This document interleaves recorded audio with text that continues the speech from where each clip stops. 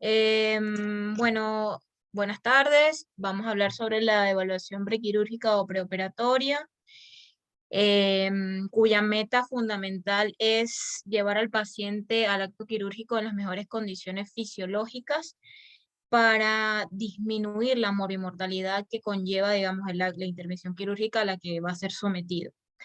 Desde el punto de vista cronológico, el paciente digamos, el paciente enfermo, el enfermo quirúrgico, va a estar dividido en 3 periodos: el periodo preoperatorio, el intra y el postoperatorio. En este caso, bueno, vamos a hablar sobre el preoperatorio.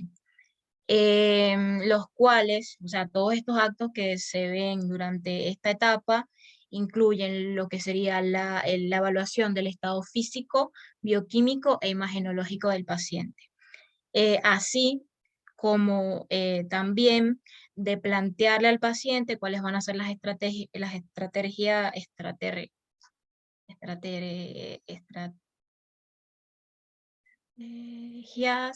Estrategias. quirúrgicas. No sé por qué me quedé estrategias quirúrgicas que van a ser a las que va a ser, digamos, sometido el paciente. Bien, ¿de qué consta? Principalmente de evaluar tanto el estado general nutricional del paciente, descartar las patologías concomitantes o asociadas y evaluar el estado inmunitario, perdón, del paciente con respecto al tétano, es decir, si está vacunado o no. ¿Cuáles son los objetivos? Principalmente, bueno, identificar los trastornos no sospechados, estratificar el nivel de riesgo de la intervención programada, realizar las interconsultas que sean necesarias para corregir los desvíos, optimizar la ecuación costo-beneficio del procedimiento sin disminuir la calidad de la atención. Bien, básicamente, una de las cosas más importantes que me pareció es la valoración del riesgo. La valoración del riesgo del paciente durante el consultorio, en esta etapa, vamos a hacerla mediante la realización de una buena historia clínica, una anamnesis adecuada, un buen examen físico, prestando o esmerando, poniendo mucho más atención en ciertos aparatos del sistema, ¿no?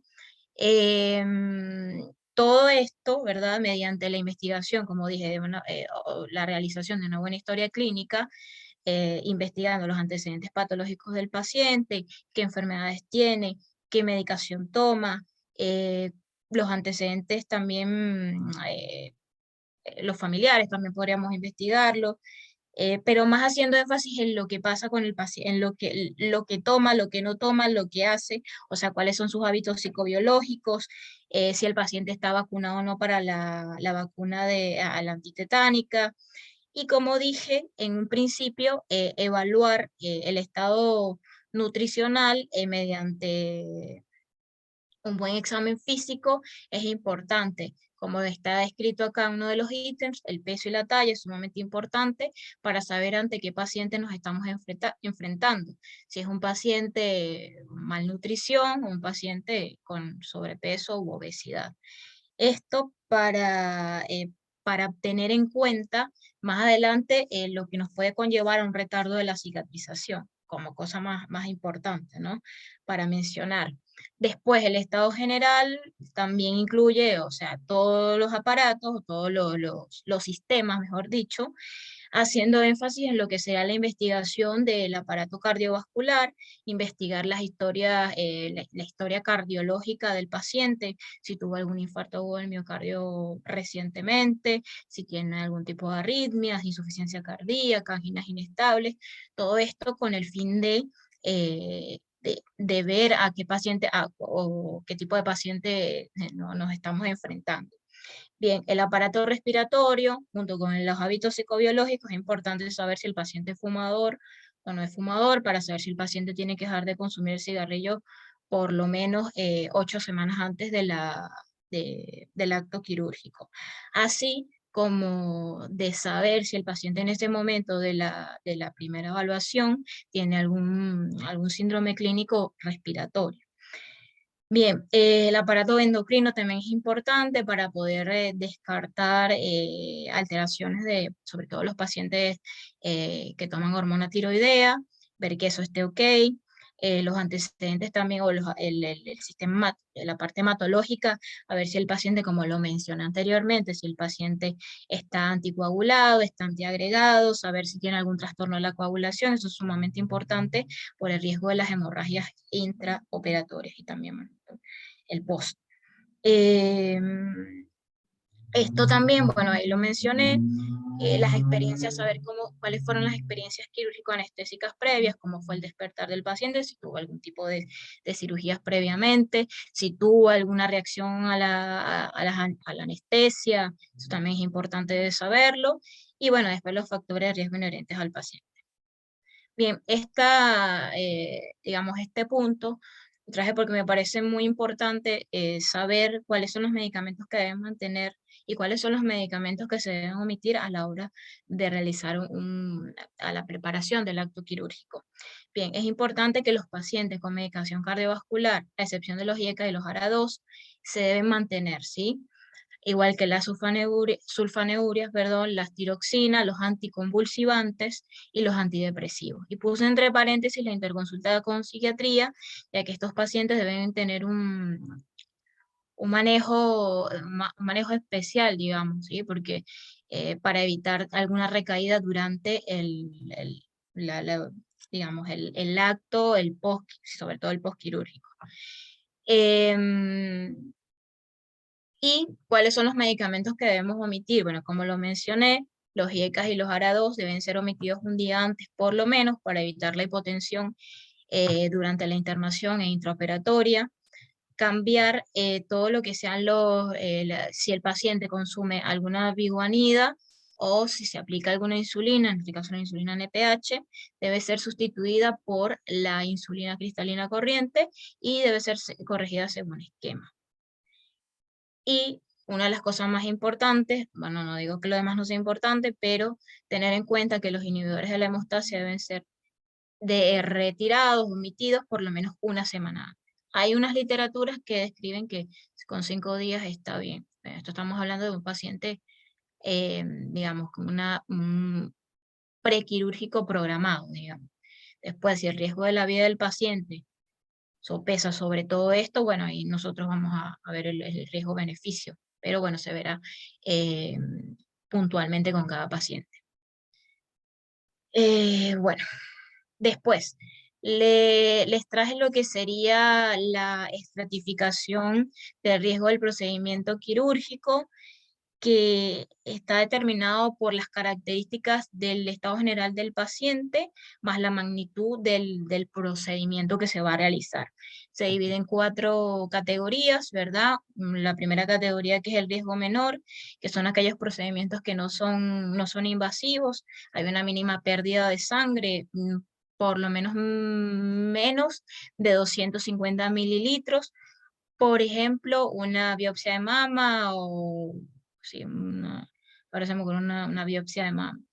Después tenemos la categoría 2, que sería un riesgo mediano moderado, en donde la pérdida de hemostasia, la pérdida de sangre va a ser menor a 500 mililitros, pero no menor a 250, o sea, entre 250 y 500 mililitros. El ejemplo sería una laparoscopía diagnóstica. Como tercero tenemos la categoría, bueno, la categoría 3 sería un riesgo alto o mayor, donde la pérdida sanguínea estaría limitada hasta 1500 mililitros, como por ejemplo se ven los procedimientos tan comunes como puede ser una ColeLab o un reemplazo de cadera. Y la categoría 4, que ya tendría un riesgo severo, que sería digamos, con una pérdida mayor de 1500 mililitros. Por ejemplo, una cirugía cardíaca. Bien. Otra cosa que me pareció de suma importancia es la evaluación por los índices de riesgo. Les traje 3, pero el más utilizado acá en Argentina es la Sociedad Americana de Anestesiología, que es el ASA. También tenemos el Lee Goldman y el Deep Sky et al. Estos son sistemas de evaluación del estado físico del paciente. Ya los voy a ir describiendo. Primero tenemos la valoración de riesgo quirúrgico, la clasificación ASA, en donde divide a los pacientes según el estado físico en 6 grupos. El ASA 1, que sería un paciente sano, un paciente que no es fumador, que no tiene hábitos alcohólicos, por ejemplo, que no es ninguno de nosotros, por ejemplo. Un ASA 2 puede ser bueno, ya ahí se ve una enfermedad sistémica leve sin limitaciones en las actividades diarias, es decir, que el paciente está compensado. Esto puede ser, por ejemplo, no sé, un paciente obeso que esté en tratamiento nutricional actual. Un ASA 3 sería una enfermedad sistémica grave, pero que esté descompensada. En este caso serían, bueno, todas las enfermedades que el paciente no esté controlando, un hipertenso mal controlado, un diabético mal controlado, un paciente complicado, un hipertenso con una insuficiencia cardíaca, por ejemplo.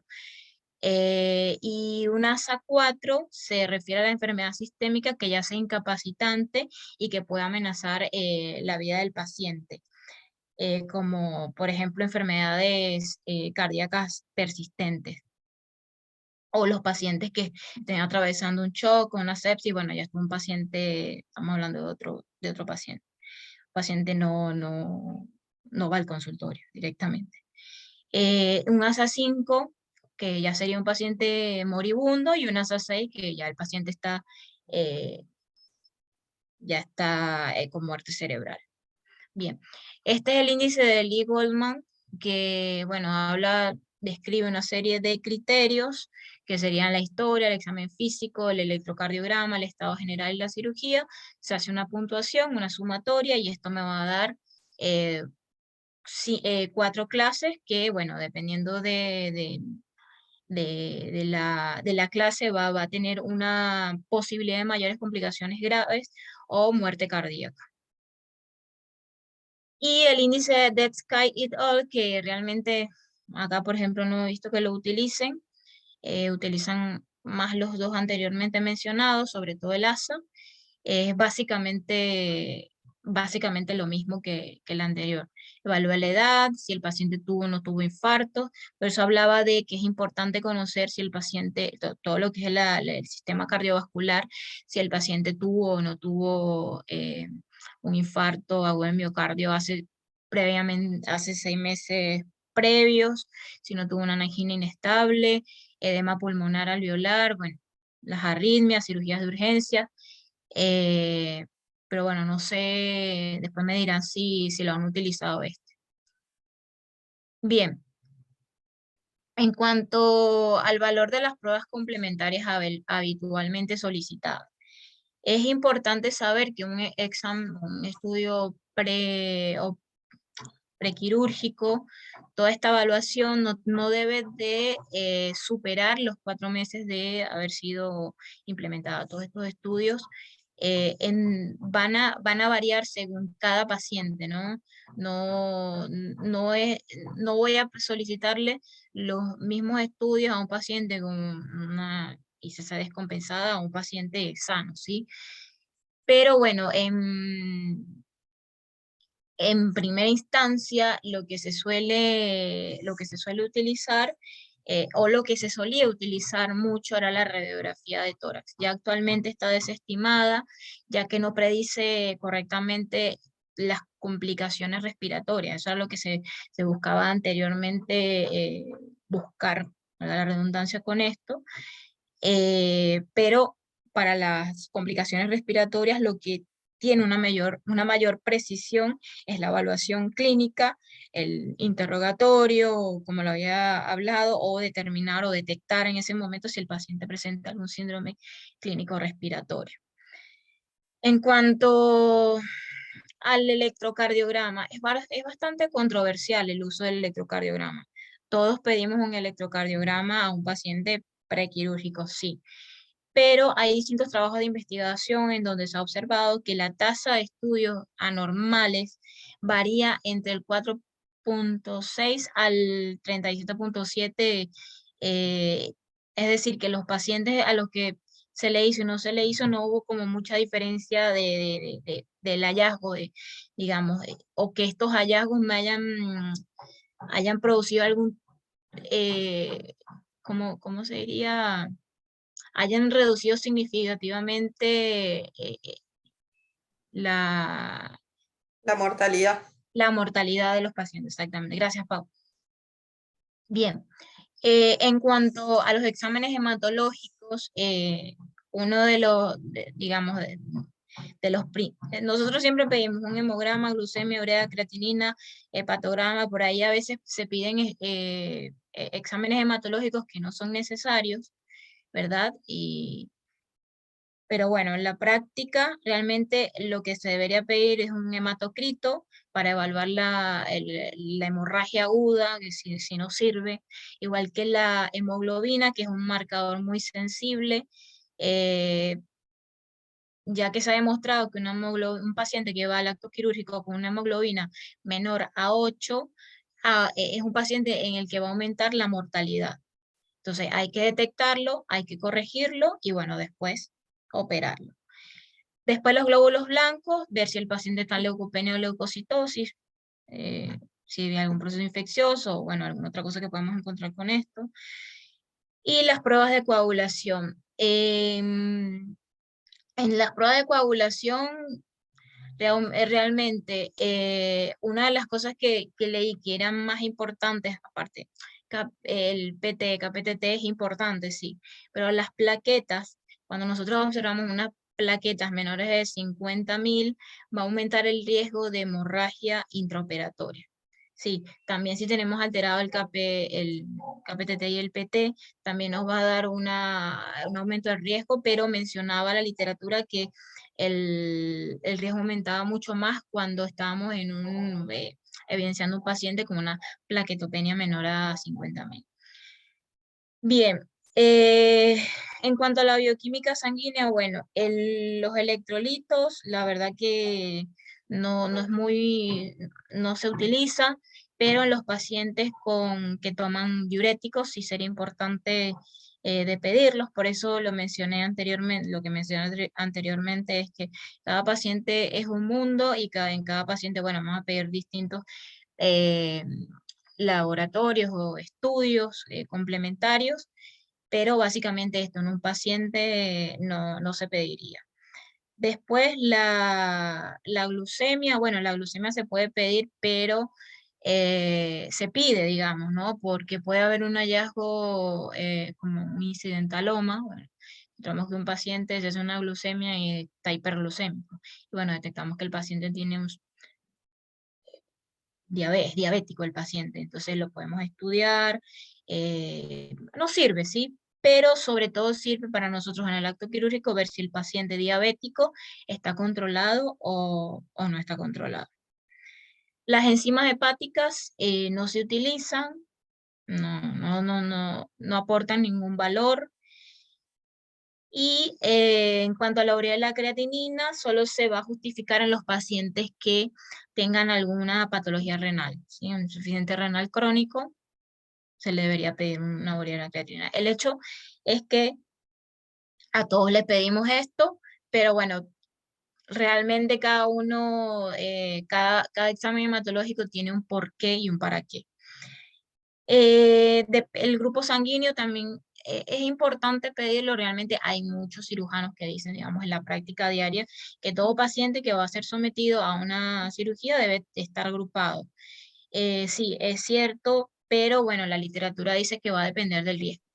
Como lo mencioné anteriormente, la estratificación que mencioné en las diapositivas anteriores, que habla de riesgo quirúrgico, dependiendo de la pérdida de sangre que tenga, bueno, nosotros eventualmente vamos a agrupar el paciente.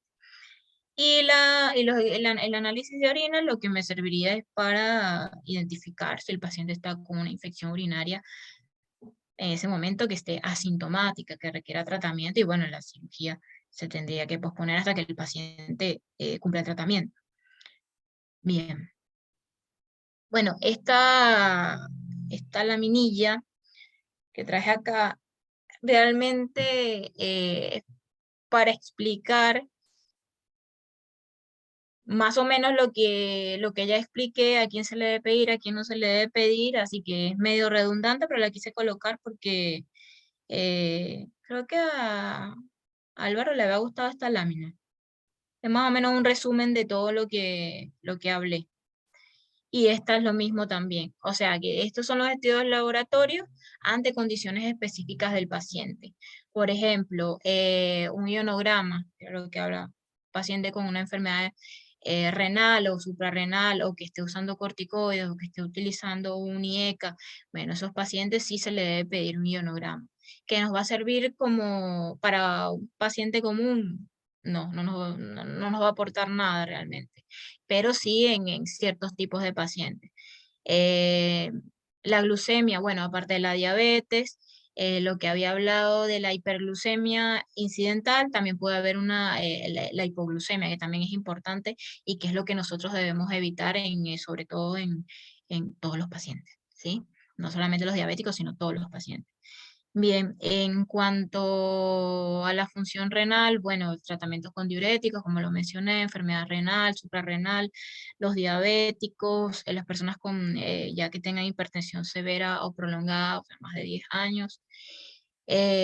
Asimismo, bueno, el recuento, todo esto que está acá es más de lo que hablé, ¿sí? Pero como para que se los deje ahí, como para que lo tengan y lo puedan leer como con más calma. Y otra cosa también que es importante, el test de embarazo. Las probabilidades de que una mujer esté embarazada, bueno, hay que considerarlo, sobre todo en las mujeres, obviamente, que estén en edad fértil y que estén utilizando o no métodos anticonceptivos. Si no lo están utilizando, con más razón aún, ¿no?